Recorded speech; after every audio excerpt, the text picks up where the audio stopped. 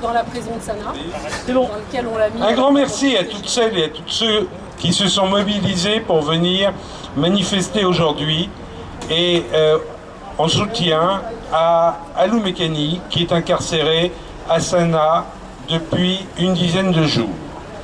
Je remercie l'association Survie qui soutient la manifestation que nous organisons. Cette manifestation a 3 objectifs. Le premier, bien sûr, est d'obtenir la libération par le Yémen d'Alou Mekani, qui est emprisonné sur pression de Djibouti pour des motifs qui n'existent pas. On ne peut rien lui reprocher, il n'a pas de casier judiciaire ni de fiche Interpol, comme ça a été dit. Alou Mekani est simplement en prison parce que des autorités djiboutiennes ont intérêt à le récupérer pour étouffer l'affaire Borrell. Alou Mekani paye cher son témoignage qu'il a donné en 2000. Il le paye cher, il a subi des pressions, un harcèlement. On a détruit sa voiture à Bruxelles, on a essayé de faire pression sur ses enfants, on a essayé de le suborner. Il a toujours résisté et maintenu son témoignage. Aujourd'hui, il paye encore très cher et sa famille paye aussi très cher puisqu'elle vit dans l'angoisse à Bruxelles. Il paye très cher car il est incarcéré et qu'on ne sait pas si le Yémen va finalement autoriser l'extradition absolument illégalement. Alors, certains évoquent une possibilité de corruption. C'est tout à fait possible que Guelleh essaye de corrompre des autorités yéménites pour obtenir Djibouti.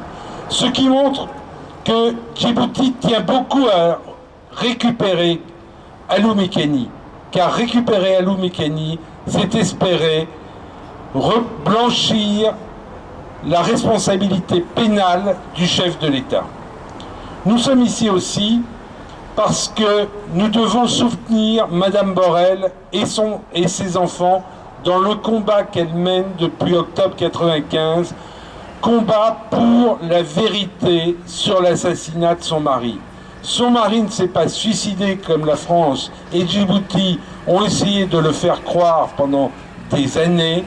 Il a été assassiné. Assassiné par qui? Bien, c'est ça la recherche de la vérité. Le troisième objectif, c'est de dénoncer la dictature à Djibouti, car Djibouti est un pays où une poignée d'hommes a accaparé toutes les ressources financières, ressources du pays, et que le pays vit sous la terreur de Guelleh, de sa police, du SDS. Tout est organisé. Premier bouton.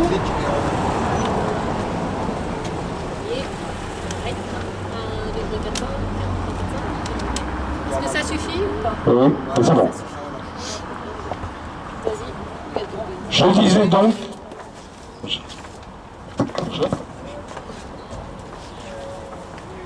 Je disais donc que nous sommes là aussi pour dénoncer la dictature à Djibouti. Djibouti, les opposants sont emprisonnés sans motif, illégalement. Ils meurent en prison. Dernièrement, un professeur de français est mort dans les prisons. Le gouvernement a refusé une autopsie et l'a fait enterrer en catimini sans la famille, ce qui est absolument scandaleux.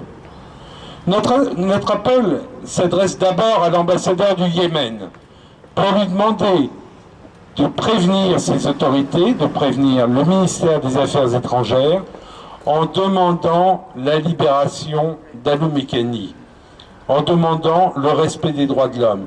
Je crois que le Yémen n'a rien à faire dans cette aventure et qu'il devrait respecter la loi et les droits de l'homme.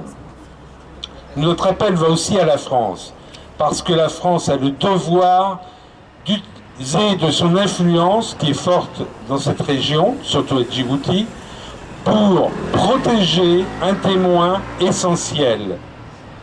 On sait que si Alou Mekani est extradé à Djibouti, il y sera jugé, condamné à de longues peines de prison, et on sait ce qui arrive en prison c'est forcément l'élimination physique, accidentelle, par torture, etc. Et notre appel s'adresse aussi au ministère belge des Affaires étrangères, qui jusqu'à maintenant se retranche derrière un principe, c'est qu'ils n'interviennent pas pour protéger un binational quand il est dans son deuxième pays. Mais tout ça, c'est, je dirais, une manière de se défausser. La Belgique a accueilli Mohamed Aloumekani et sa famille avec, je dirais, la sécurité, lui a donné la nationalité belge, mais il est important qu'elle aille jusqu'au bout et qu'elle le protège comme un citoyen belge. Messieurs les dirigeants yéménites, relâchez immédiatement Mohamed Aloumekani, car c'est la justice, et surtout évitez de céder au chantage financier de Guelleh, car nous les connaissons et ils seront dénoncés. Enfin, avant de terminer, je voudrais rappeler aussi un combat que nous menons au sein de la RDHD pour la réinstallation des prisonniers, des réfugiés qui sont à Addis Abeba et qui souffrent depuis 20 ans en attendant une solution de réinstallation.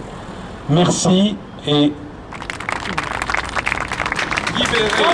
Tes manipulations ne passeront pas. Guelleh, oppresseurs, tes manipulations ne passeront pas. Guelleh, oppresseurs, tes manipulations ne passeront pas. Oppresseurs, tes manipulations ne passeront pas. Guelleh, oppresseurs, tes manipulations ne passeront pas. Guelleh, oppresseurs, tes manipulations ne passeront pas. Aloumekani, libéré. Aloumekani, libéré. Aloumekani, libéré. Aloumekani, libéré. Aloumekani, libéré. Aloumekani, libéré. Aloumekani, libéré. Aloumekani, libéré. Aloumekani, Aloumekani, libéré. Aloumekani. Je propose. bon, mais je crois qu'on va se disperser maintenant. Je vais vous... Ah, il y en a qui arrivent.